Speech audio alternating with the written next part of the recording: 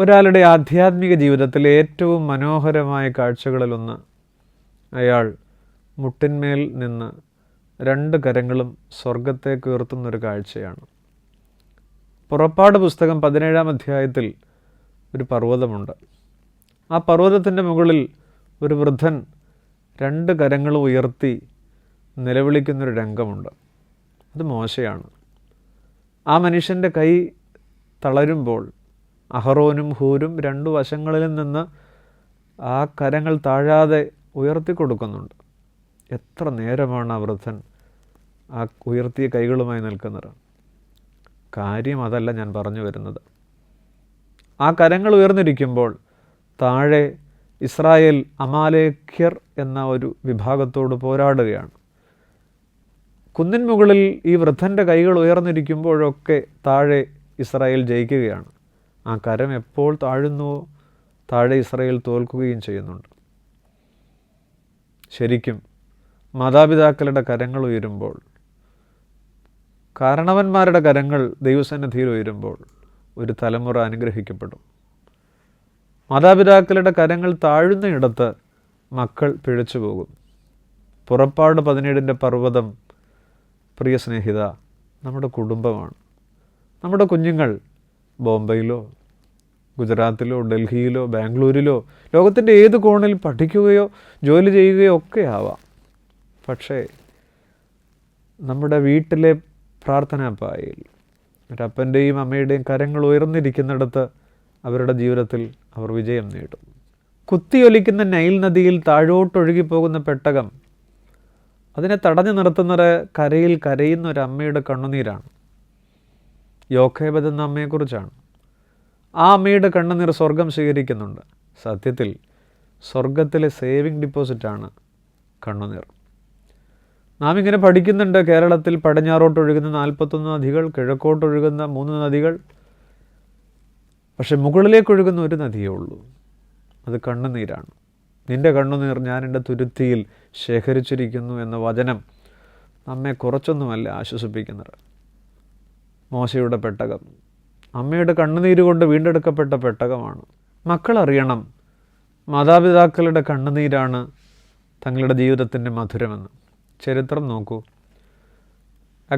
അഗസ്തീനോസ് എന്നൊരു വിശുദ്ധനെ ക്രൈസ്തവ ചരിത്രത്തിന് ലഭിക്കുന്നത് മോണിക്ക എന്നൊരു അമ്മയുടെ കണ്ണുനീരാണ്. ഭർത്താവ് പാട്രീഷ്യസ് ദുർമാർഗിയായിരുന്നു. അഗസ്റ്റിൻ അതിലും വലിയ ദുർമാർഗിയായിരുന്നു. 18 വർഷമോ മറ്റോ ഈ അമ്മ മുട്ടിന്മേൽ നിന്ന് കരഞ്ഞിട്ടുണ്ട് നിരന്തരം. സഭയ്ക്ക് അഗസ്തീനോസ് എന്നൊരു പുണ്യവാനെ കിട്ടുന്നത് ഈ അമ്മയുടെ കണ്ണുനീരില്ലെന്നാണ്. ഡേവിഡ് ലിവിങ്സ്റ്റൺ എന്ന് പറയുന്ന ലോകം കണ്ട വലിയ സുവിശേഷകൻ്റെ ബാല്യത്തിലെ ഓർമ്മയെക്കുറിച്ച് അദ്ദേഹം എഴുതിയിട്ടുണ്ട്. ബാല്യത്തിൽ എന്നെ മടിയിലെടുത്ത് വെച്ചുകൊണ്ട് എൻ്റെ അമ്മ പ്രാർത്ഥിക്കാനിരിക്കുന്നു. ഞാൻ എന്തൊക്കെയോ കളികളിൽ ഏർപ്പെടുന്നുണ്ട്. അമ്മയുടെ കണ്ണിൽ നിന്ന് ഏതോ ചൂടുള്ള ദ്രാവകം എൻ്റെ ശിരസിൽ വീഴുമ്പോൾ ഞാൻ മുഖമുയർത്തി നോക്കുമ്പോഴാണ് അമ്മ കരയുന്നത് ഞാൻ കാണുന്നത്. ലിവിങ്സ്റ്റൻ്റെ ഏറ്റവും പഴയ ഓർമ്മകളിലൊന്നാണ്. അമ്മമാരുടെ ചൂടുള്ള കണ്ണുനീരിൻ്റെ കഥകൾ അപ്പന്മാരുടെയും കുറച്ചൊന്നുമല്ല ഉള്ളത്. 37-ാം സങ്കീർത്തനം 25-ാം വാക്യത്തിൽ നീതിമാൻ്റെ സന്തതി ആഹാരം ഇരക്കുന്നത് ഞാൻ കണ്ടിട്ടില്ല എന്നുള്ളത് നമ്മളൊക്കെ വീണ്ടും വീണ്ടും വായിക്കേണ്ടതാണ്. മോശയുടെ അമ്മ പെട്ടകം വാങ്ങിയില്ലേ? വാങ്ങിയ പെട്ടകത്തിൽ പശയും കീലും തേച്ചിട്ടാണ് കുഞ്ഞിനെ കിടത്തുന്നത്. നാം നമ്മുടെ കുഞ്ഞുങ്ങൾക്ക് വേണ്ടി, മക്കൾക്ക് വേണ്ടി എത്ര വലിയ വിദ്യാഭ്യാസത്തിൻ്റെയോ സൗകര്യങ്ങളുടെയോ പെട്ടകമൊരുക്കിയാലും പ്രാർത്ഥന എന്ന പശ ദൈവസ്നേഹത്തിൻ്റെ കീഴിൽ ഭവനങ്ങളിൽ തേച്ചു പിടിപ്പിക്കേണ്ട ഉത്തരവാദിത്തം ഓരോ അപ്പനും ഓരോ അമ്മയ്ക്കുമാണ്.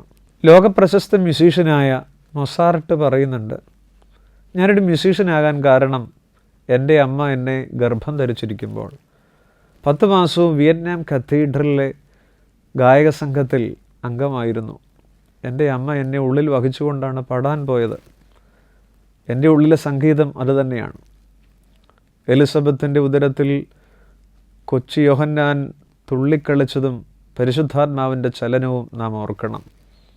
അമ്മമാരുടെ കണ്ണുനീരിലാണ് നമ്മുടെ കുഞ്ഞുങ്ങളുടെ പരിശുദ്ധാത്മാവിൻ്റെ ചലനമെന്നത് മറന്നുപോകരുത്. കവി പാടുന്നുണ്ട്, മധുരമേ നീ ഓർക്കില്ല വേരറിഞ്ഞ കയ്പുകൾ. എന്നെ കേൾക്കുന്ന എല്ലാ കുഞ്ഞുമക്കളും ഓർക്കണം, ഒരു പഴത്തിൻ്റെ മധുരത്തിൻ്റെ പിന്നിൽ, ഒരു പൂവിൻ്റെ ഭംഗിക്ക് പിന്നിൽ അതിൻ്റെ വേരുകൾ അറിഞ്ഞ കയ്പും ചെളിയും ചേറുമുണ്ട്. ഈ ഭൂമിയിലെ എല്ലാ അമ്മയപ്പന്മാരെയും സ്നേഹപൂർവ്വം സ്നേഹാദരത്തോടെ പ്രണമിക്കുന്നു. നമുക്ക് മക്കൾക്ക് വേണ്ടി ഒരു തുള്ളി കണ്ണുനീരർപ്പിക്കാം.